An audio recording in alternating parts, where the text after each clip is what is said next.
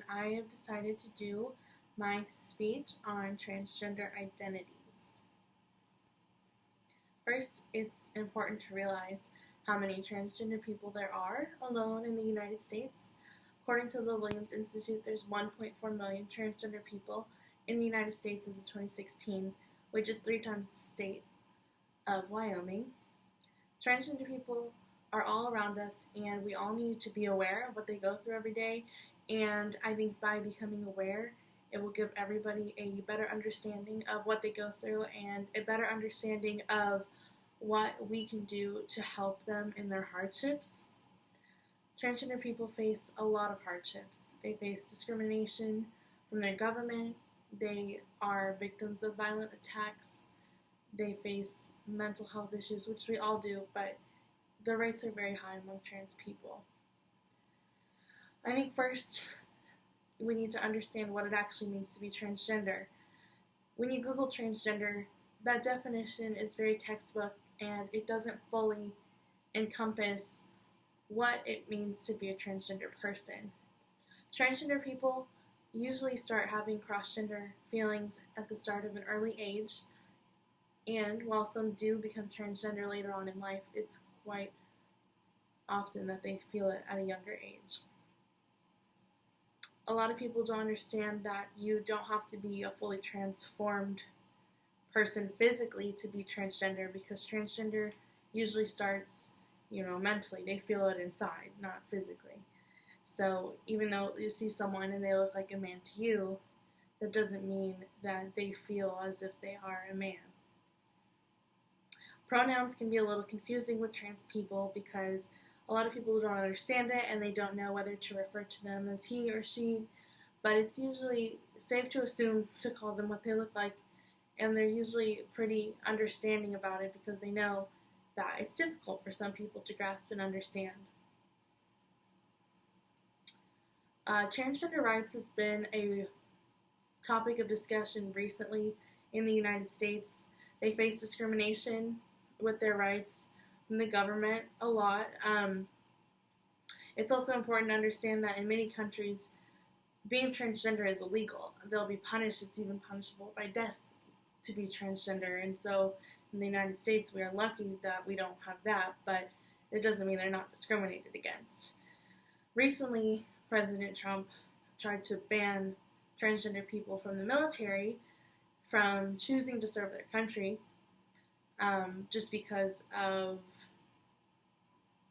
I really don't know why, I guess their physical state. And a couple years ago, there was a huge bathroom debate on whether transgender people should be able to use the bathroom of the gender that they identify as, and some states have made that a law that if you identify as a woman, you use the women's restroom, and other states have made it a law to where you need to use the restroom that corresponds with the gender on your birth certificate. So that is a discrimination right there, because it's obviously very uncomfortable for that person to use the restroom.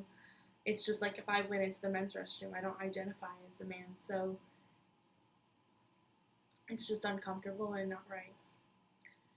Transgender people are just like everybody else. They're no different. They go through a little bit of different hardships, but in the end, they live a day-to-day life just like you and just like me. Transgender people are also heavily discriminated violently. In 2017, there's already been 21 reported murders among trans people, and it's just not right that they are being violently attacked because of who they are, just because someone doesn't agree with it. And so it's very important that we all work towards protecting trans rights. This is just a picture, a collage of the transgender people that were murdered in 2016 for being transgender, and I just think it's important to remember these people because they were brave enough to be who they are, and they weren't scared, and someone wasn't okay with that and decided to end their life. So transgender people go through a lot of physical encounters and mishaps and just stuff because it is difficult to transition physically. It's expensive and it's emotionally tolling, and it's a very long process, and a lot of doctors don't even know how to handle it. So And some doctors will even turn trans people down for being transgender, so it's another place where they experience discrimination. Another problem is that a lot of doctors don't have the proper knowledge to help transgender people transition because there's no major in the medical field for transgender transitions and stuff like that. So I think that's another problem that we could probably work towards, adding some kind of education, even just a class on how to help people who are struggling with their gender identity and need help mentally and physically in that area. A lot of other countries, especially in Europe, have made efforts to expand their knowledge on transgender people and how to assist them transition and give them the proper health care that they need to do it the right way. Trans health is not only physical, but it's also mental. They face one of the highest suicide attempt rates.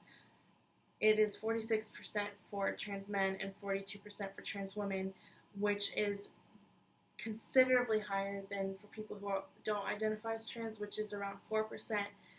And these people are, unable to gain the information that they need about who they are, and it's leading them to death and taking their own lives because, the discrimination and the lack of knowledge and all of these issues that I've talked about.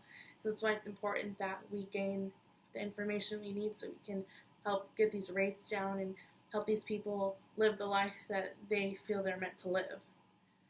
The lack of knowledge that we do have for the trans community is a problem with the mental health just as the physical. A lot of, therapists, they don't know how to help because they can't fully understand. Trans people feel a lot of fear, and that leads them, to commit suicide because they're scared of telling people or being who they really are. So it's really important that we all remember to be aware of this and just be accepting of people and who they say they are and who they want to be, and helping them become comfortable in their own skin. And that is the end. Thank you very much.